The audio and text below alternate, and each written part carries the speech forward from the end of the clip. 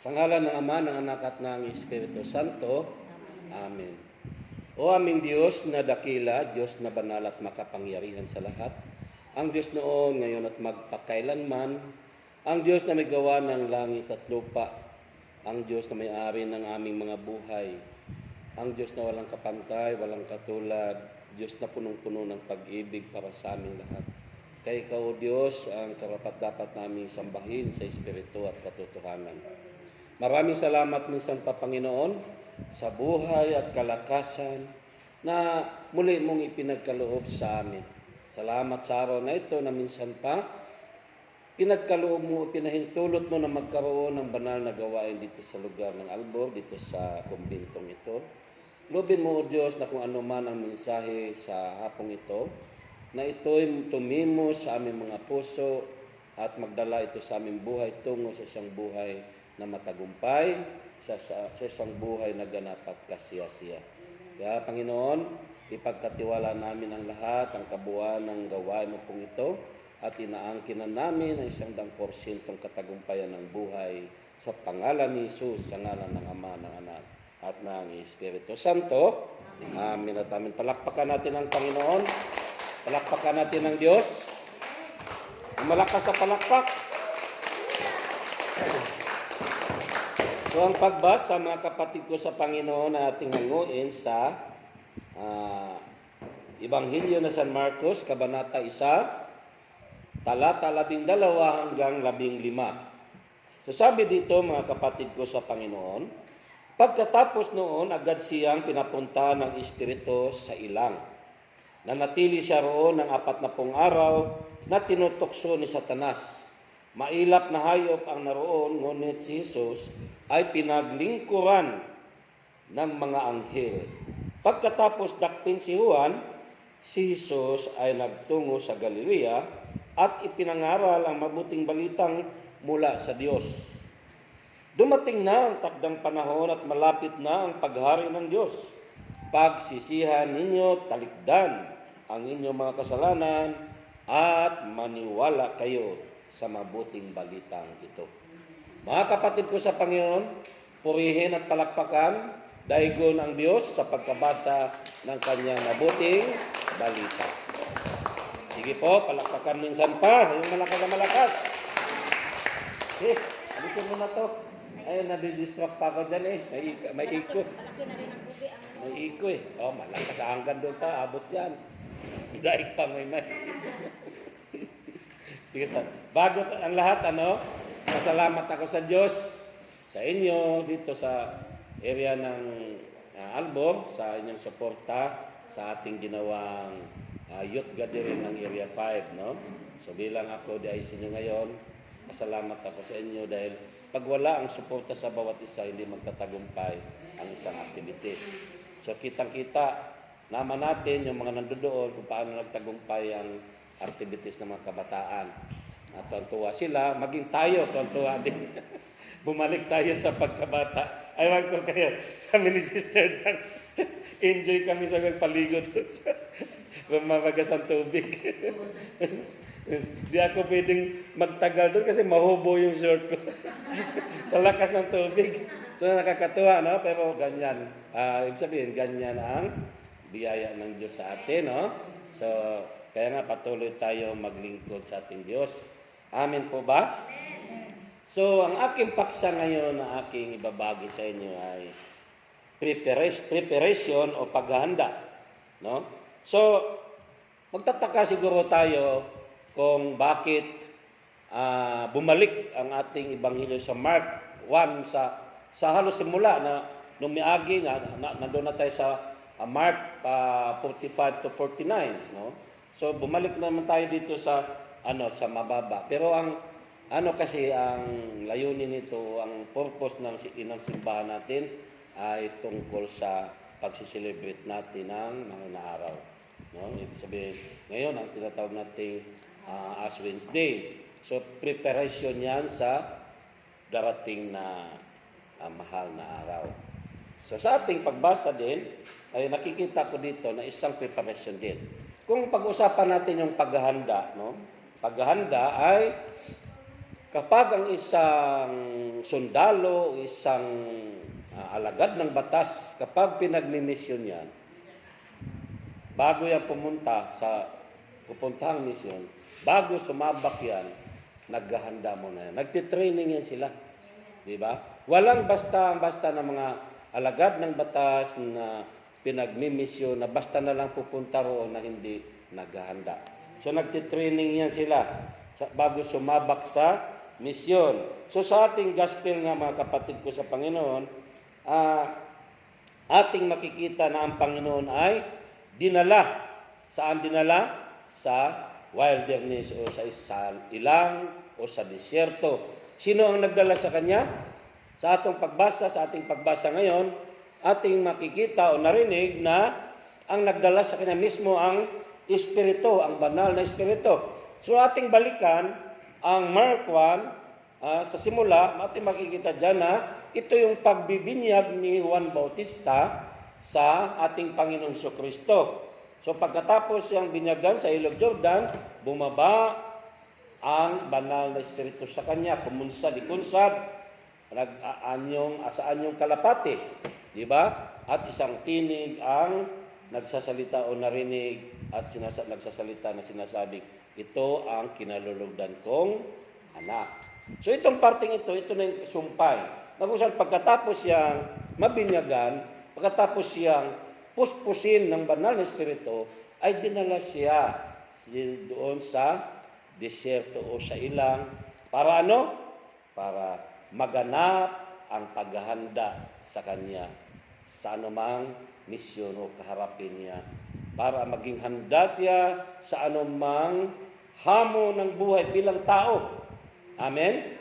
So ito ngayon ang ating pag-aaralan. Ano bang aral na ibighatid sa atin ng Panginoon ayon sa Ebanghelyo na ating tinunghayan?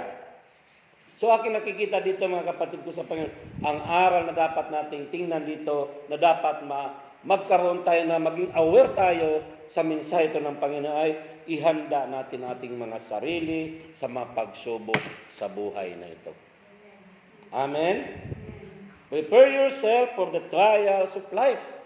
Kasi ito ang nahitabo din sa itong pagbasa ng ating Panginoon ay inihanda. Inihanda ng Amang Diyos para sa pagharap sa kanyang gagawing misyon bilang tao, bilang tao ay haharap siya ng iba't ibang hamon sa buhay na ito. Amen po ba? At yon? Yung wilderness o ang desyerto ay larawan niya ng kawalan. Larawan ng kawalan ng pag-asa. Pero mo yun, desyerto, walang katao-tao dyan, kundi mga hayop na mga mababangis na hayop lang ang nandiyan dyan. So pag ikaw nandiyan sa isang wilderness o sa isang tinatawag natin desyerto, parang wala ka ng pag-asa sa buhay. Ang iyong buhay, desyerto, tuyong-tuyo, kasi mainit ang, Sa buhay natin, may kanya-kanya tayong desyerto. No? May kanya-kanya tayong desyerto. Ang desyerto ay paglalarawan ng mga problema, mga sitwasyon ng buhay, o isang training ground para lalong tumibay ang Panginoon sa kanyang gagawing pagmimisyon. O sa ating buhay, so kailangan tayong tularan ng Panginoon na maging handa din tayo sa mga pagsubok sa buhay na ito. Kaya di natin alam. Walang nakakaalam sa atin kung anong mga dumarating na pagsubok sa bawat isa sa atin. Ngayon, masaya tayo. Bukas, umamayang konti, nag-iba ang takbo ng ating buhay. Maging malungkot ka o ano pa man. Bakit? Bigla na lang dumarating ang mga tinatawag nating desyerto ng buhay o mga problema. Amen? So, kailangan maging matatag tayo dyan sa sitwasyon na yan. Kaya, kailangan natin din yan, ang mga pagsubok yan. Huwag tayong matakot sa mga pagsubok. Huwag tayong umiwas sa mga pagsubok dahil tayong lahat ay hindi makakaiwas. Sa mga pagsubok, ang walang pagsubok ay yung mga bata pa lang na malilit na wala pa lang ganung muwang sa mundo. Kaya nga, isang topic ko dito ay tinatawag kong the time has come o dumating na ang takdang oras. Ano yung takdang oras ng mga pagsubok sa buhay. Dumarating na. So yan mga kapatid ko sa Panginoon. Kasi may takdang oras ang mga pagsubok na dumarating sa ating buhay. So ito na yung panahon na dumating sa buhay ng Panginoon Kristo na siya'y subukin ng demonyo. So tayo din, hindi rin tayo ligtas sa pagsubok sa mga tentasyon ng yawa na ito. Amen. Kaya nga, maging prepare ka. Dapat kayo puspos ka ng banal na espiritu para mapaglabanan mo ang tukso o anumang mga pagsubok o sitwasyon ng buhay na hindi mo gusto. Amen. Tandaan natin, bago pumunta ang Panginoong Kristo doon sa ilang, ay kunsad sa kanya o ano tawag dito? Nahirapan tuloy ako sa Tagalog kasi sa Bisaya kasi kunsad. So, ibig sabihin na puspos siya ng banal na espiritu. O kapag puspos ka ng banal na espiritu, maengkwentro mo man ang mga pagsubok sa buhay, dahil matatag ka. Hindi ka basta-basta matatalo ng gawa ng diablo. Bakit? Puspos ka eh. Nasa iyo ang kapangyarihan ng Diyos, puspos ka, nasa iyo ang Espiritu ng Diyos, kasama mo ang Espiritu ng Diyos. Kaya nga, pagpunta doon ng Panginoon Kristo, kasama ang Espiritu mismo. Kasi sa panulat ni San Marcos, ay sinabi dito na, dinala siya. Sa ibang pagsulat ni Mateo o ni Lucas, iba ang kanilang pagpapahayag. No? Iba-iba ang kanilang pagpapahayag. Pero ganun din naman, huwag tayong, baka mamaya sabihin natin, ba't iba-iba? Ang mahalaga doon, ipinakita dito ang mensahe na mula sa Diyos. Amin po ba? Kasi, kumbaga sa ito ako ngayon, nagsasalita sa inyo. Si brother doon, ikaw nandoon. Siya, iba paningin niya sa akin. Hindi kayo magkaparehan ng tingin kasi magkaiba kayong anggulo. Wala, iba ang angle, di ba? Si Sister Dan, iba, nasa harap pa naman. So, magkakaiba talaga ang pananaw. Di magkakapareho. So, ganun na nangyayari sa ating mga sumusulat ng Ebanghelyong ito. So, hindi naman yun ang ating pag-usapan, kundi ang pag-usapan natin ay maging handa tayo sa iba't ibang hamon sa buhay na ito. Amen. I-prepare natin. Paano natin ma-prepare? Kailangan push tayo ng Banal Espiritu. At kailangan tayo huwag matakot. Bakit? Di tayo dapat matakot sa mga trials na yan. Dahil nandiyan ang mga anghel na ikaw ay ingatan, babantayan ka ng anghel. Sabi ko nga ako, pag nagdasal ako, anghel kong magbalantay, santos kong sangay. Imo kong ingatan, pagbabantayan sa lahat ng oras ng aking buhay. Na ganyan. Kasi may anghel tayo eh. Amen? So, nawala ba kayong may anghel? So yan mga kapatid ko sa Panginoon, sabi dito, ulitin ko, nanatili siya. Pagkatapos noon, agad siyang pinapunta ng Espiritu sa ilang. Nanatila siya ron ng 40 araw at tinutok siya ni Satanas. Mahilap na hayop ang naroon, ngunit si Jesus ay pinaglingkuran ng mga anghel. No? So paglilingkuran tayo ng mga anghel kaya hindi tayo basta-basta madaig ng mga pagsubok sa buhay. Hindi tayo basta mawawala ng paglaom o pag-asa. Amen? So yan ang ating tandaan, maging prepare lang tayo para maging matatag tayo. Ang mga pagsubok na yan, pinahintulutan ng Diyos yan para maging matatag sa ating pagsalig, maging matatag tayo sa pananalig natin sa Diyos at tayo'y magtatagumpay. Amen po? Ang ikalawa, mga kapatid ko sa Panginoon, ay prepare yourself for preaching the good news. No? Hindi lang basta ako ang magpahayag ng mabuting balita. Dahil ang sabi doon sa ating binasa, mga kapatid ko sa Panginoon, sa talata 15, dumating na ang takdang panahon. Malapit na, hindi pa, sa talata 14, pagkatapos dakpin si Juan, si Jesus ay nagtungo sa Galilea at ipinangaral ang mabuting balita mula sa Diyos. So, dito ipinakita na sa kabila na dinakip si Juan, na pinsan ng ating Panginoon, hindi natakot ang ating Panginoong Kristo. No? Bakit dinakip si Juan? Dahil sa kanyang pangangaral ng mabuting balita. Subalit ang ating Panginoong Kristo patuloy na nangangaral ng mabuting balita. At wala siyang takot. Kumbaga sa ano, tuloy ang prayer meeting. Tuloy ang prayer meeting kahit may sinasabi nila, bawal, dakpin ba tayo? O, bahala kayo dyan. Basta ako, naniwala ako na hindi tayo madakip. Bakit tayo hindi madadakip? Proteksyonan tayo ng mga anghel. Nandyan ang mga anghel ng Diyos. Sabi nga nila, sa totoo lang, mula nang magsimula tayo, marami pa rin natatakot. Mula magsimula ang mga gawain, marami pa rin natatakot. Bakit natatakot? Dahil baka nga dakpin, dahil sa music, dahil wala ng social distancing. Sabi ko, hindi naman tayo basta-basta madakip. Bakit? Yung mga tagalabas na yun, pagtingin niya sa atin, kukunti lang tayo. Ang tingin nila sa atin, layo-layo tayo. Ganyan ang Diyos. Naniwala ba kayo doon? Mahusay o marunong gumawa ang Diyos upang mailigtas niya ang kanyang mga anak, ang kanyang pamilya. Dahil tayo, nananalig na ng palatay sa kanya ay kanyang pamilya tayo. Anak tayo ng Diyos eh. Naniwala ka bang anak ka ng Diyos? O pumalakpak nga ang mga anak ng Diyos. Tayo mga anak ng Diyos eh.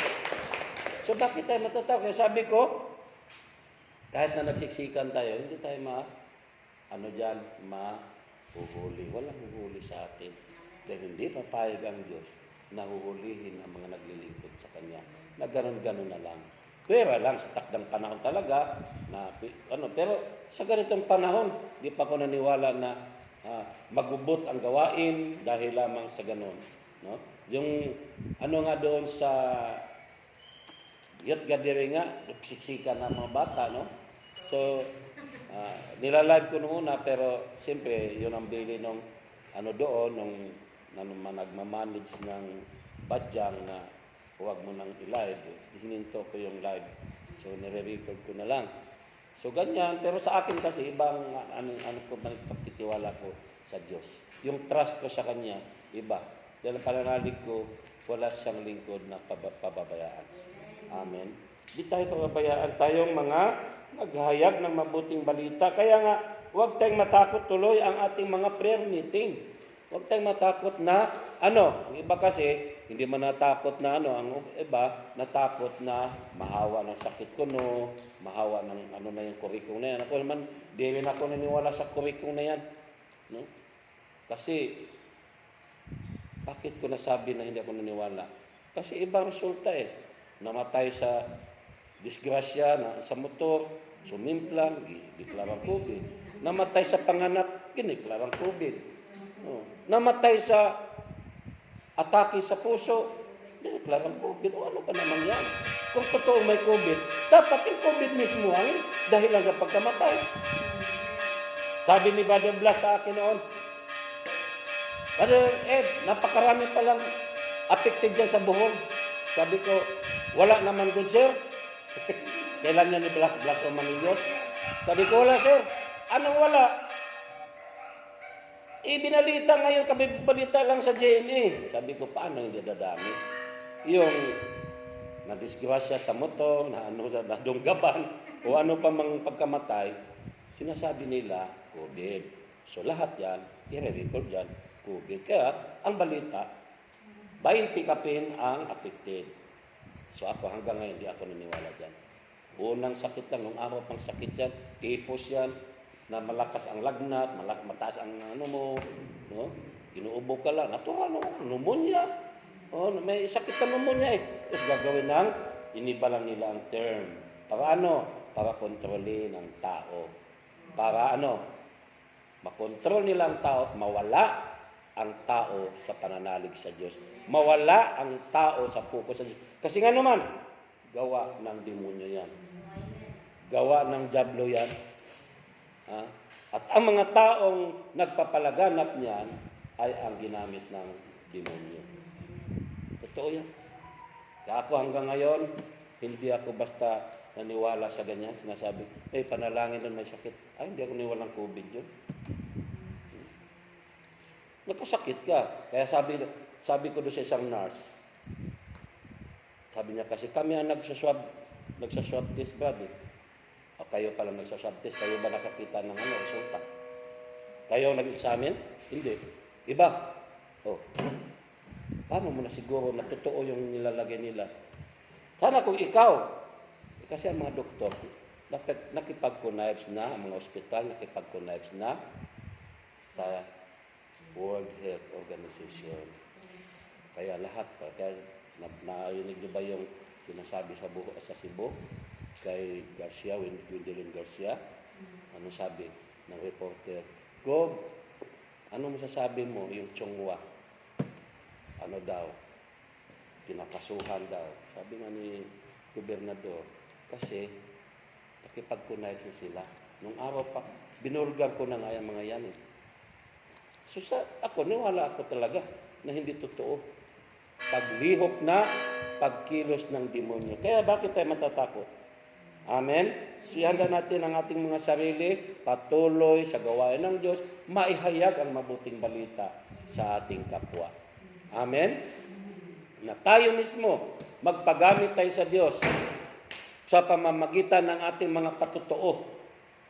I-share natin sa ating mga kaibigan, sa ating pamilya, o sino pa man, i-share natin ang mabuting balita. Dahil ito na ang panahon eh. Dumating na ang takdang panahon upang ang mabuting balita ay lumaganap sa buong mundo. Amen po ba? So prepare yourself for preaching the good news.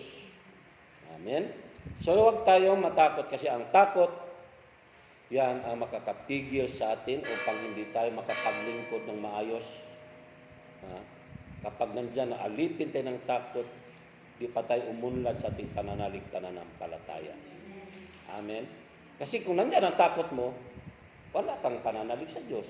Sabihin mo, bakit mo masabi, Brad? Takot ka eh. Kung nananalig ka, pinahawakan mo yung pangako niya. Dahil ang pangako niya, iyang kanyang ililigtas, ang tapat sa kanya. Di ba?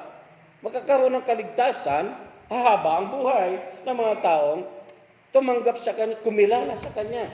Yung tapat sa kanya ay kanyang ililigtas. Ay, matatakot ka lang kung hindi ka tapat. Baka mamaya may ginagawa kang hindi mabuti, may tinatago kang lihim, diyan talaga matatakot ka. Kasi hindi ka tapat. Madutlan ka o mga binuhatan nga gikan sa yawa. Tatalab sa iyo ang mga gawa ng masamang espiritu dahil wala kang proteksyon. Kahit na naglilingkod ako sa Diyos, kung wala naman akong proteksyon, tatalab sa akin. Sa iyo, sa kanino pa man. Bakit? Hindi tayo tapat eh. Amen? Pero kung tapat ka, nandiyan sa kanyang pangako, aking ililigtas ang tapat sa akin. Di ba? At iingatan ko ang sinumang taong ako'y kikilanlin. Di ba? Pag sila'y tumawag, laging handa ako na sila'y pakinggan. Yung salmo na yan talagang pang pinanghawakan ko mula noon hanggang ngayon. Bago pa lang ako sa gawain, effective po yan sa aking buhay. Napatunayan ko kung gaano kapangyarihan ang mga salita ng Diyos na yan sa aming buhay, sa aming buong pamilya. Amen po ba? So yan po mga kapatid ko sa Panginoon. Pangalawa, ihanda ang sarili na maihayag ang mabuting balita sa ating kapwa. Amen? Huwag tayong matakot, patuloy tayong maglingkod sa Kanya sa gawain ng Panginoon. Pangatlo, prepare yourself for the kingdom of God. Ihanda natin ang ating mga sarili sa paghahari ng Diyos. Anong sabi doon sa binasa natin? Balikan natin sandali ha. Nandyan pa ba kayo?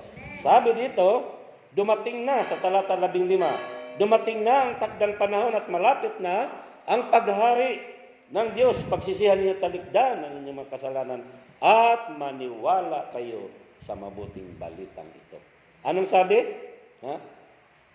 Malapit na ang paghari ng Diyos. So ito ang ating paghandaan. Paano tayo mapagharian ng Diyos? Ang sabi, pagsisihan at talikdan ng mga kasalanan. Ito na yon mga kapatid ko sa Panginoon. Hindi porket nangalaga tayo sa Diyos, hindi porket ako nagpe-preach, hindi porket kayo, coordinator o ano pa man ang tungkulin natin sa gawain ng Diyos, ay naghahari na ang Diyos. Wala pa. Pera lang kung pinagsisihan at tinatalikdan na ang mga kasalanan.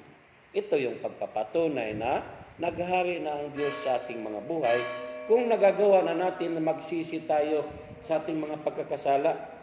Amen? Kasi, may mga taong sisi lang ng sisi sa pagkakasala, kumpisal ng kumpisal, pabalik-balik na kumpisal, pero pagkatapos anong ginagawa? Balik din sa dating mga ginagawang kasalanan. Amen? Mangungumunyon ang mangungumunyon. O diba, pagdating ng ganitong panahon, marami ang nagpapapako sa krus, marami ang nagpapasa ng krus, pinapalo ang sarili. Pero pagkatapos, saan sila makikita? Sa tabi-tabi, nakipag-inuman, lasing na. No? Marami ang konti, naghahabulan, nagdinunggabay, nagtinusilay. Yan, di ba? Di ba? Ganyan ang nangyari. Paano yon? No? So, dapat ang ating gagawin ay pagsisising totoo at pagtalikod sa ating mga kasalanan. Amen po ba? So yan, ang isa. At ang pangalawa, dahil nagkakalimbang na, parang gipahinto na tayo. No? 4:30 lang pala tayo, no? So malapit na. Ito ang pinakahuli na maniwala tayo sa mabuting balita. Amen. Kaya nga naman, daghang nga na nito sa Diyos, daghang nangalagad sa Diyos, naglilingkod sa Diyos, pero hindi pa rin naniwala sa mabuting balita. Ano ba yung mabuting balita? Yung mga salita ng Diyos na ating naririnig, yung mga nakasulat sa Biblia na ating nababasa. Isa na diyan ang unang madalas kong sasabihin pag di ba, ang sinasabi na salita ng Diyos, huwag kang mangangalunya, di ba? Huwag kang huwag mong kamtin ang pag-ari ng hindi sa iyo, no? Di ba? Mahalin mo ang iyong kapwa, mahalin mo ang iyong magulang, di ba? So marami na utos na salita ng Diyos na mabuting balita na hindi tinatanggap ng iba. Hindi naniwala. Pag sinabing, magbigay ka upang ikaw ay bibigyan. Ay, nako po. Magbigay ka ng ikapo. Nako po. No? So, di ka naniwala doon. Marami hindi naniwala, pero ito, sinasabi ko lang ito, sa mga hindi pa naniniwala. Pero kung kayo naman naniwala, hindi para sa inyo. No? Binalikan ko lang ito. Dahil nandito sinabi sa ating pagbasa, maniwala kayo sa mabuting balita. Amin po ba? O, baka mamaya masasabi ninyo gumagawa lang ako ng kwento. Ito dito, pagsisihan niyo talikdan ang inyong mga kasalanan at maniwala kayo sa mabuting balitang ito. Parang pinagdidiinan pa Nilagyan pa ng ito.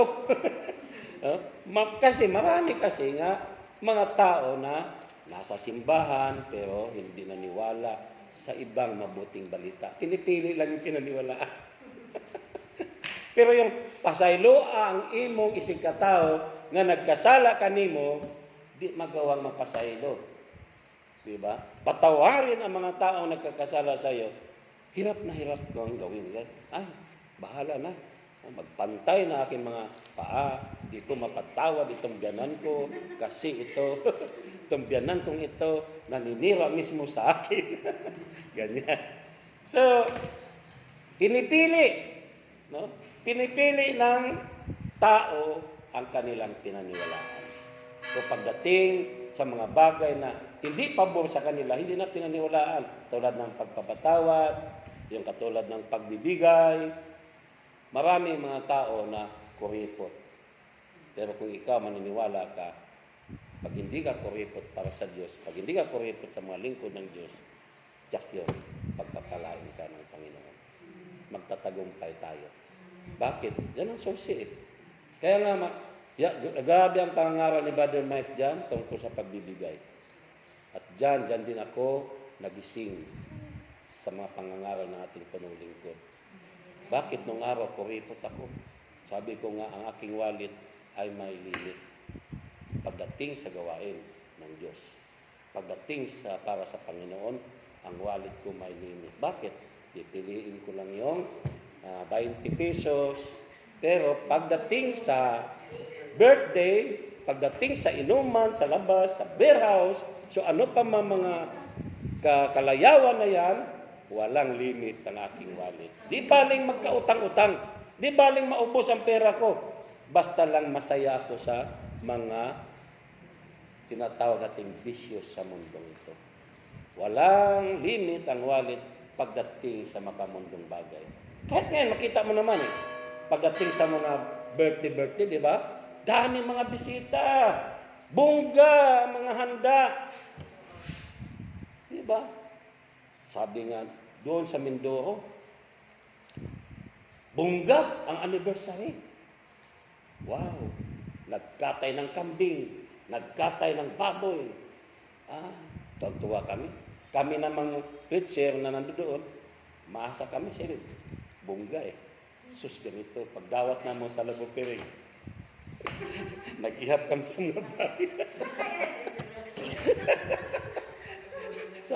sabi namin, bongga ang para sa tao, pero ang Lagopiring para sa lingkod ng Diyos. Hallelujah. So natatawa na lang kami. Sa ganyan kasi talaga, no? Pero dapat magising na tayo doon sa ganun Amen po ba? Kasi totoo yung sinasabi ko, totoo yung sinasabi ni Brother Mike at sa iba pang mga ngaral sa pagbibigay ang biyaya at pagpapala. Amen po. So huwag tayong matakot magbigay, huwag tayong matakot mawalan, dahil ang Diyos hindi papayag na mawalan ang kalingkod niya na givers o bukas palad. Dahil ang Panginoon bukas palad din sa atin sa anumang pangangailangan natin. Amen po ba? So yung pagpakita yan na ikaw ay naniwala sa mabuting balita. Amen po. So yan lang mga kapatid ko sa Panginoon na aking ibahagi ngayon dahil alas 4:28 na dito sa aking orasan. Amen? So itaas na, tumayo na po kayo mga kapatid ko sa Panginoon at itaas ang inyong mga kamay at anuman ang inyong mga kahilingan sa oras nito. Kusapin ninyo ang Diyos. At alam ko na kasama natin ang Panginoon, ang kanyang presensya, ang kanyang espiritu. At kung ano man ang pangailangan ng bawat isa, alam niya. Kaya kausapin natin siya na tayo ay kanyang pagpalain. Ulitin ko, ang ating paksa ay paghahanda. Saan ba tayo dapat maghanda o ano bang mga aral na dapat nating itanim sa ating puso at isipan ngayon na ihanda natin ating mga sarili sa mga pagsubok sa buhay na ito. Dahil harap tayo ng mga iba't ibang sitwasyon ng buhay, mga hamon sa buhay na ito. Kaya kailangan puspos tayo lagi ng banal na espiritu, katulad ng ating Panginoon. Pangalawa, ay ihanda ang sarili na ihayag ang mabuting balita, na huwag tayong matakot, na dumalo sa mga gawain ng Panginoon, na tayo magpagamit para sa Diyos at pamagitan ng ating mga patutuo, na ihayag natin ang mabuting balita sa ating kapwa.